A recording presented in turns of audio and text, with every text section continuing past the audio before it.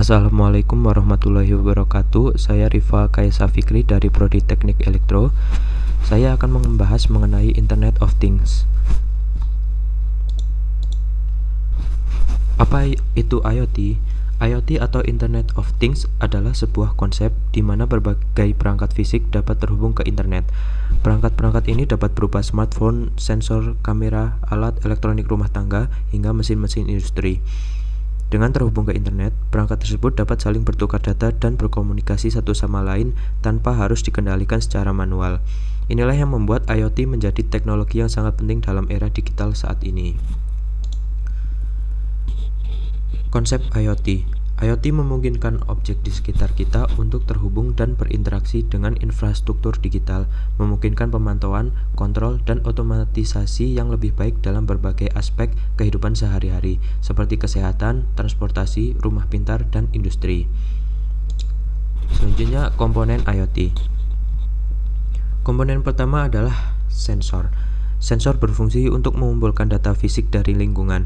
Data yang dikumpulkan bisa berupa suhu, cahaya, kelembapan, getaran, gerakan, atau kondisi lainnya.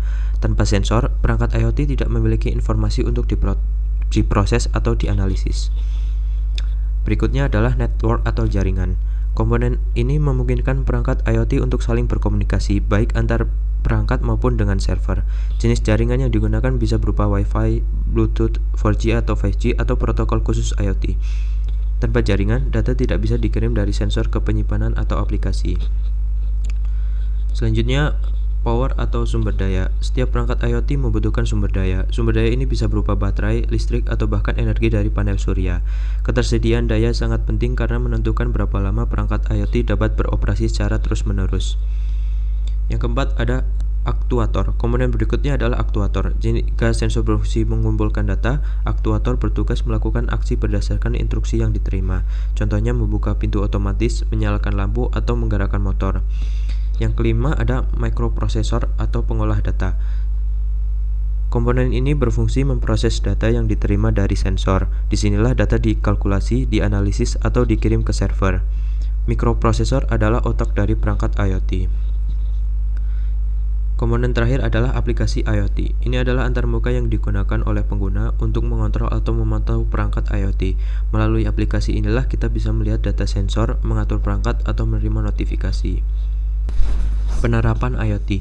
Pertama, bidang kesehatan. IoT membantu pemantauan kesehatan pasien secara real-time. Misalnya gelang pemantau detak jantung yang terhubung ke dokter. IoT juga membantu pengelolaan stok obat di rumah sakit agar tidak terjadi kekurangan atau kelebihan. Kedua, transportasi. IoT mendukung sistem pemantauan lalu lintas. Kita bisa melihat informasi kemacetan melalui aplikasi karena ada sensor di jalan.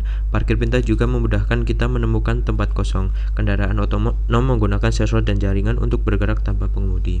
Ketiga, smart house atau rumah pintar. Kita bisa mengatur lampu dan suhu ruangan lewat ponsel.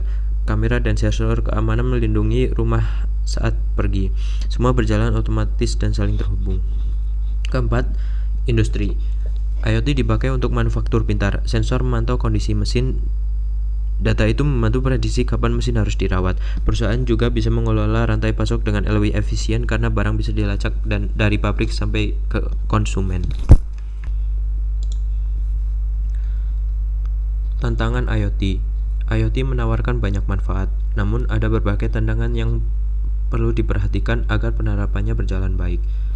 Pertama, keamanan data. IoT selalu terhubung ke internet. Perangkat bisa diserang jika tidak punya sistem keamanan yang kuat. Jadi, pengaman jaringan dan enkripsi data sangat penting. Kedua, biaya implementasi. Penerapan IoT di industri membutuhkan perangkat, instalasi, dan pengelolaan. Biayanya tinggi, perusahaan perlu investasi besar untuk mendapatkan hasil yang optimal. Ketiga, kompatibilitas perangkat. Produsen perangkat IoT berbeda, sering memakai standar yang tidak sama. Banyak perangkat belum tentu bisa terhubung dengan sistem lain. Kamu perlu memilih perangkat yang mendukung standar terbuka agar bisa saling terhubung. Keempat, keterbatasan jaringan.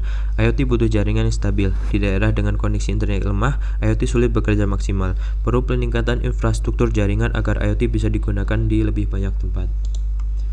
Kesimpulan, Penerapan Internet of Things menawarkan potensi besar untuk meningkatkan efisiensi, inovasi, dan konektivitas di berbagai bidang. Meski ada tantangan seperti keamanan, kompatibilitas, dan keterbatasan daya, IoT tetap memberikan banyak peluang dalam meningkatkan efisiensi operasional, mendorong inovasi produk dan layanan, menyediakan konektivitas yang lebih luas, serta memungkinkan analisis prediktif. Sekian dari saya, kurang lebihnya mohon maaf. Wassalamualaikum warahmatullahi wabarakatuh.